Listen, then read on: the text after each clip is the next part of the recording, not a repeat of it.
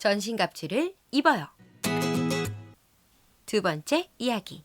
모든 것 위에 믿음의 방패를 가지고 이로써 능히 악한 자의 모든 불화살을 소멸하고 구원의 투구와 성령의 검, 곧 하나님의 말씀을 가지라.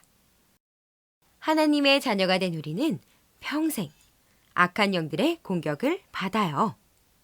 그들은 우리가 바른 신앙을 가지지 못하도록 괴롭히죠.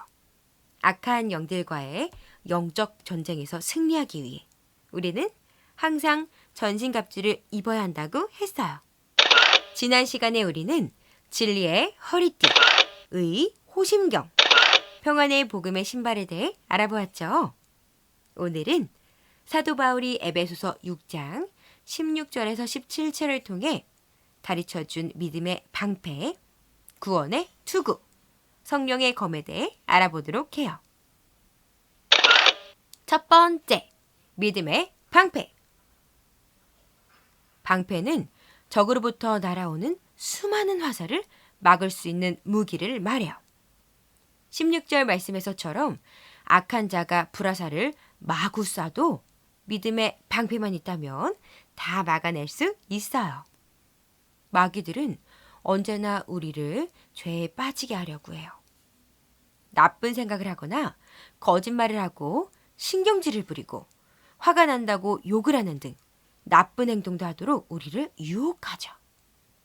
이렇게 마귀가 유혹하고 화가 나게 할 때 우리는 믿음의 방패로 막아야 해요. 믿음의 방패란 하나님이 언제나 우리와 함께 하시며 언제나 우리를 보호하신다는 하나님의 약속을 믿는 것이랍니다. 그러므로 하나님의 이 약속을 믿으면 약속대로 우리는 보호받는 거예요. 두 번째, 구원의 투구. 투구란 머리를 보호하기 위해 머리 위에 쓰는 것이죠. 머리란 모든 것을 진두지휘하는 인간의 몸에서 가장 중요한 부분이에요. 그러므로 구원의 투구를 머리에 쓴다는 것은 하나님의 구원에 대한 확신에 찬 믿음을 가지고 살아가는 것이죠. 누가 뭐라고 해도 흔들리지 않는 믿음, 화가 나도 시험에 들지 않는 믿음, 언제나 하나님만 바라보는 믿음, 그리고 난 하나님의 은혜로 구원받은 하나님의 자녀라는 확실한 믿음을 가지라는 거예요.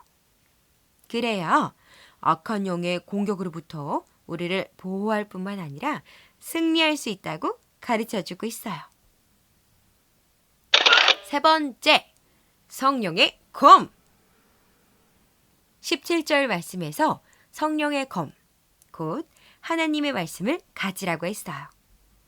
지금까지 살펴본 전신갑주의 5가지, 즉 진리의 허리띠, 의 호심경, 복음의 신발, 믿음의 방패, 구원의 투구는 모두 우리를 보호하는 것이었죠. 지금까지 우리와 함께 사단의 공격을 잘 막았죠? 그럼 이제 악한 영을 처단하기 위해 공격을 합시다. 공격하려면 무기가 있어야 해요. 어떤 무기가 필요할까요? 맞아요. 검, 창, 총 등이 필요해요.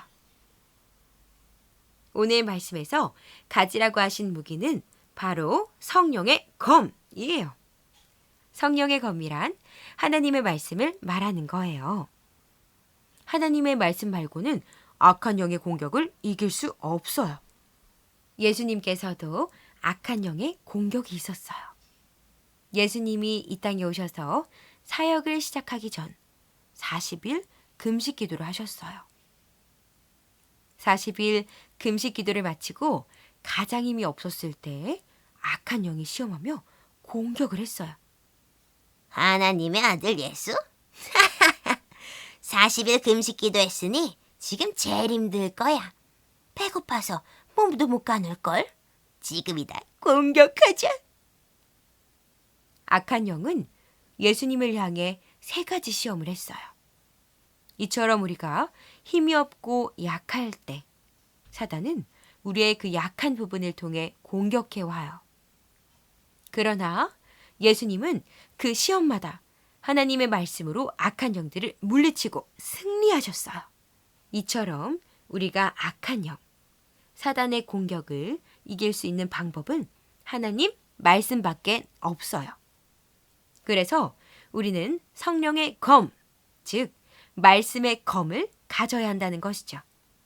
이 검을 가지려면 우리는 예배 시간에 빠지지 말고 하나님 말씀을 잘 들어야 하고 또 매일매일 성경을 읽고 배워야 한답니다. 우리 친구들, 우리가 함께 알아본 진리의 허리띠, 의의 호심경, 복음의 신발, 믿음의 방패, 구원의 두구, 성령의 검을 잘 생각해 보아요. 이 6가지 전신갑주를 잘 입고서 꼭 악한 영의 공격에서 늘 승리하기를 바라요.